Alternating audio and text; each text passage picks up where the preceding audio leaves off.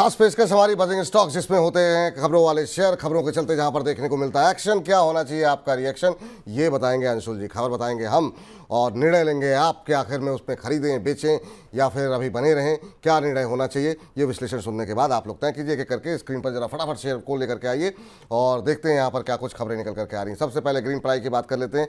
Q1 के नतीजे जो है आपको बता दें कि लगातार 3 दिन से कंपनी के शेयर में जो है वो तेजी देखने को मिल रही है। और आपको ये भी बता दें कि Q1 में मुनाफा 0.8 करोड़ से 41 गुना बढ़ करके 33.2 करोड़ रुपए पहुंच गया है। साल दर साल अगर हम बात करें तो काफ़ी शानदार नतीजे ग्रीन प्राई के रहे हैं। Q1 में आय की बात करें तो 35.7% बढ़ी है और ये 583.9 करोड़ हो गई है पिछले साल के मुकाबले।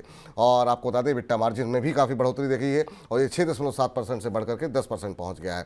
और इसी के चलते आज शेयर में जो है हम देख रहे हैं कि आज 391.65 की रिकॉर्ड ऊंचाई को छुआ है ग्रीन प्राई ने और शानदार मूव यहां पर देखने को मिल रहा है। सर, ग्रीन प्राई पे आपकी राय जानना चाहेंगे, अभी क्या कुछ करना चाहिए? और आज 372 पौने 5% ऊपर देखने को मिल रहा है। क्या और भी अपसाइड बाकी है? यहाँ पर 5% आज ऊपर है, 3 दिन में 23% से ज़्यादा बढ़ा है जी। देखिए विपुल जी, इसमें स्टैंडर्ड डिस्क्लेमर के साथ स्टार्ट करूंगा। ग्रीन फ्लाई हमने अपने क्लाइंट्स को 312 रुपए में रिकमेंड किया था। हमारे टारगेट्स डन हो चुके हैं, हम प्रॉफिट बुकिंग की सलाह दे रहे हैं। रिजल्ट हालांकि अच्छे आए हैं बट शॉर्ट टर्म में थोड़ा सा एक्सटेंडेड है। प्रॉफिट बुकिंग कर लेना चाहिए। करेक्शन में नीचे कहीं 345 340 की जोन में मिलता है तो एक next round of buying opportunity मिलेगी 450 तक के लिए। बट फिलहाल के लिए एक बार प्रॉफिट बुकिंग कर लेना चाहिए। 8-9% का नीचे प्रॉफिट बुकिंग में आता हुआ दिखेगा, वहां से फ्रेश बाइंग देखी जा सकती है। तो फिलहाल के लिए प्रॉफिट बुक कर लेना चाहिए। फिलहाल के जिनके पास है मुनाफा वसूलें, अच्छा खासा रिटर्न यहाँ पर आ चुका है। इस बीच अगली कंपनी लेकर के आते हैं अदानी एनर्जी। यहाँ पर भी काफ़ी अच्छा मोमेंटम बनता हुआ दिखाई दे रहा है। आपको बता दें कि $1 करोड़ के QIP इशू को 5 गुना से ज़्यादा बोलियां मिली हैं। QIP इशू आ रहा है अदानी एनर्जी का और QIP का जो फ्लोर प्राइस तय किया गया है वो 1027 रुपये 10 पैसे तय किया गया है प्रति शेयर। GQG पार्टनर्स, ADIA, नोमिरा जैसे निवेशक QIP की लिस्ट में यहाँ पर शामिल हैं और म्यूचुअल फंड ने करीब 32.5 करोड़ की बोलियां जमा की हैं। तो काफ़ी अच्छा जो है रिस्पांस मिलता हुआ। SBI म्यूचुअल फंड ने QIP इशू में 800 करोड़ रुपए की बोली लगाई है। तो बड़े बड़े नाम यहाँ पर शामिल होते हुए दिखाई दे रहे हैं और उसी के चलते शेयर में आज 11% से ज़्यादा की तेज़ी देखने को मिल रही है। अब करीब पौने 12% ऊपर 1271 1272 का भाव देखने को मिल रहा है। काफ़ी शानदार response sir Adani energy solutions के QIP को। जबकि जब भी हम देखते हैं कि QIP आता है तो अक्सर जो है शेयर में दबाव देखने को मिलता है, लेकिन यहाँ पर काफ़ी शानदार रिस्पांस मिलता हुआ देखने को मिल रहा है। शेयर में 1271 1272 का भाव। आपकी टिप्पणी क्या होगी सर? देखिए विपुल जी, इसमें 4 दिसंबर 2023 वाले हफ्ते में जो 4 दिसंबर 2023 वाला हफ्ता था उसमें हाई बना था 1246 और लो बना था 882। उसके बाद 33 हफ्ते हो गए हैं, उसी बार के अंदर हम इनसाइड बार बना रहे हैं वीकली पे। तो ये बहुत बड़ा एक कॉइलिंग पैटर्न है। यहाँ से अगर स्टॉक ब्रेकआउट देता है, जो ऑलरेडी दे चुका है, तो अगर वीकली क्लोजिंग हम क्लोज करते हैं 1246 के ऊपर वीकली क्लोजिंग देते हैं तो ये 33 हफ्तों की इनसाइड बार का ब्रेकआउट होगा। और इतना बड़ा अगर ब्रेकआउट आता है तो स्टॉक में 60 से 70% की अपसाइड बहुत आराम से बन सकती है। फ्लोट इनका थोड़ा सा ज्यादा है, फ्री फ्लोट 37,000 करोड़ का है, लेकिन 33 हफ्ते का जो मिनी कॉइल है वो उसको कंपनसेट कर देगा। तो यहां से मैं मान के चल रहा हूँ कि स्टॉक में 1800 से 2000 तक की अपसाइड बन सकती है। बट ये एग्रेसिव प्लेयर्स के लिए है जो थोड़ा सा रिस्क ले सकते हैं, क्योंकि हाई बीटा काउंटर है।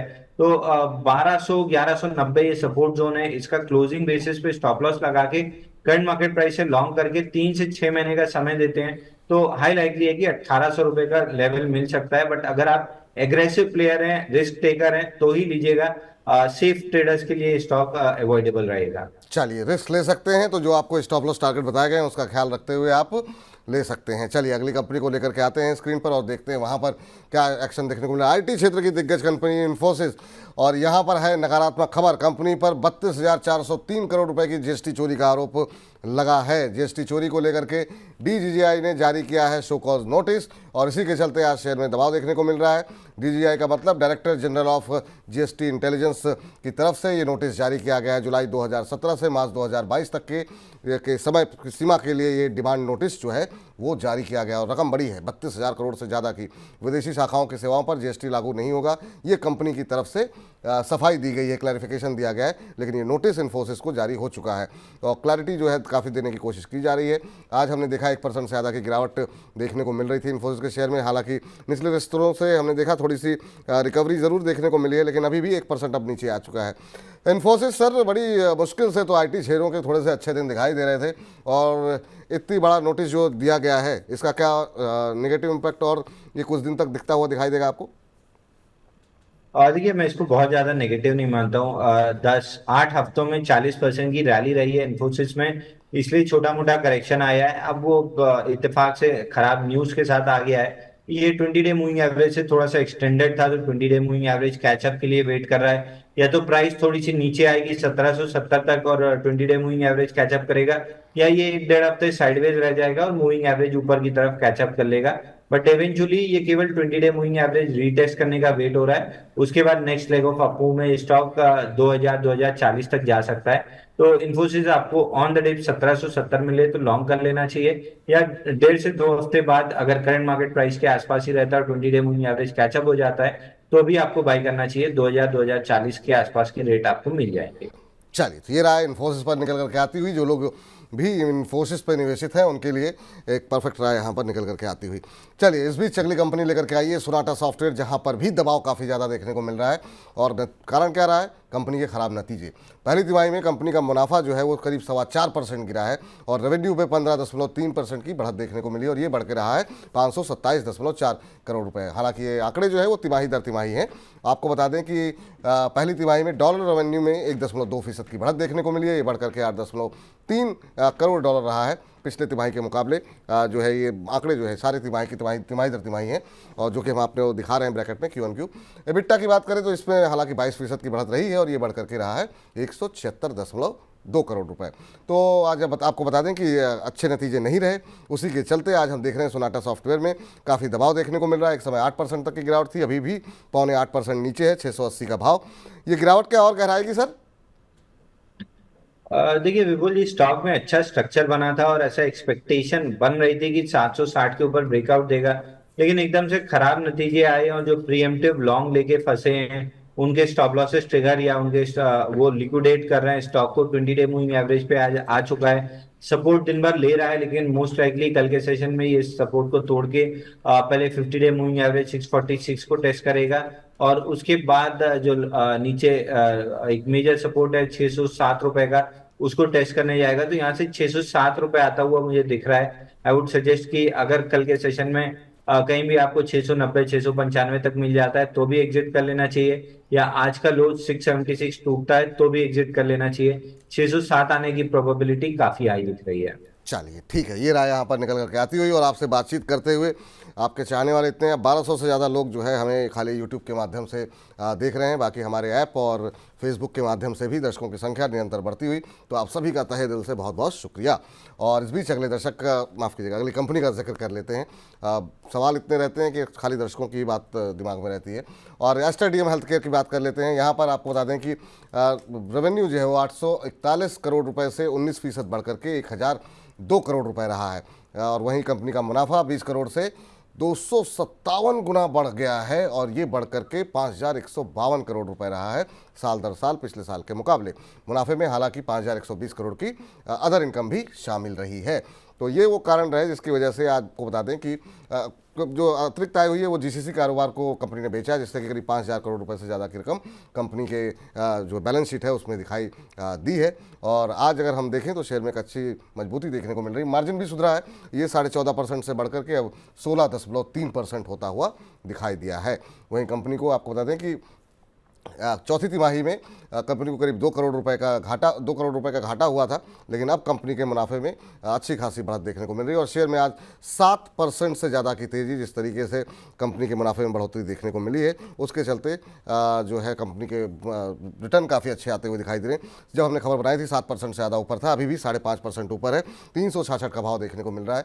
Sir, Aster DM health care कैसे देख रहे हैं आप इसको?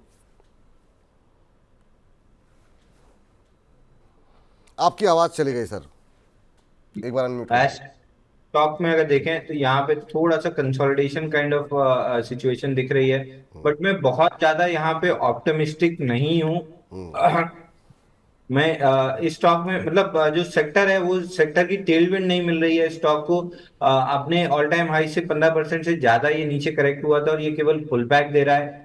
बहुत बड़ा रेजिस्टेंस इस स्टॉक में 382 के आसपास है। मुझे लग नहीं रहा है कि यहाँ पे इस लेवल को ये स्टॉक पार करेगा, तो अगर आपके पास है एक बार होल्ड कीजिए 380 382 के आसपास तक, वहां पे रिकंसिडर करवा लीजिएगा। अगर रेजिस्टेंस पार होता है तो बड़ा ब्रेकआउट होगा, बट जिस आपका स्ट्रक्चर है लगता नहीं है कि रेजिस्टेंस पार होगा, तो 382 तक होल्ड कीजिए। वहां पे एक बार रिकंसिडर करवा लीजिएगा और उसके बाद डिसाइड कीजिएगा कि बेचना है या आगे इसको कैरी फॉरवर्ड कर सकते हैं। चलिए चलिए, तो ये बात निकल करके आती हुई फटाफट अब जरा नजर ला लेते हैं मारुति सुजुकी के ऊपर भी। और आज 1 तारीख है, तमाम नंबर्स भी आने होंगे।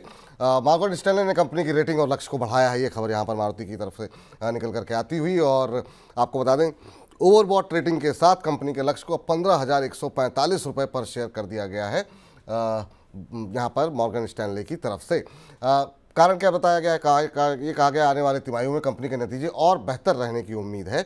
इसी उम्मीद के चलते यहाँ पर जो है इजाफा किया गया है। रेटिंग बढ़ने से कंपनी के शेयर में आज हमने देखा करीब 1% के आसपास की बढ़ोतरी देखने को मिल रही थी। और अभी भी जो है हम यहाँ पर आपको बता दें कि ये देखिए ऑटो सेक्टर की जुलाई बिक्री के अनुमान क्या कुछ कह रहे हैं। यहाँ पर हीरो मोटोकॉर्प में 7.5%, बजाज ऑटो में 8.25%, टीवीएस मोटर्स में 8.5%, मारुति में हालांकि लगभग जो है मंथ ऑन बेसिस पे जो है 1.5% की बढ़त देखने को मिल सकती है, लेकिन YOY में लगभग फ्लैट रहेगा, ये आंकड़े कह रहे हैं। अशोक लेलैंड में करीब 1.25% के आसपास की बढ़त देखने को मिल सकती है। और टाटा मोटर की कमर्शियल व्हीकल की बात करें तो इसमें दबाव देखने को मिल सकता है पिछले साल के मुकाबले 4.25% के आसपास का।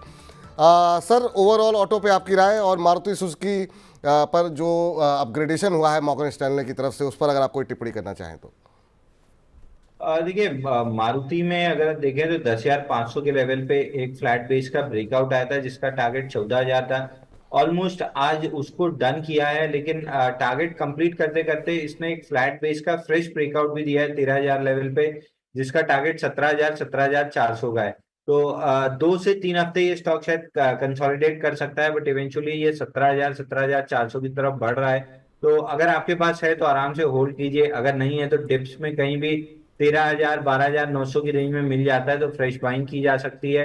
3 से 4 महीने का समय देंगे तो आपको 17,400 तक के लेवल मिल सकते हैं। बाकी मेरे ख्याल से सेल्स और अर्निंग्स इसमें पॉजिटिव आती हुई दिखेंगी, और रेटिंग अपग्रेड का सिलसिला इसमें एक बनना चाहिए पूरे ऑटो स्टॉक्स में जिस हिसाब से नंबर्स आ रहे हैं।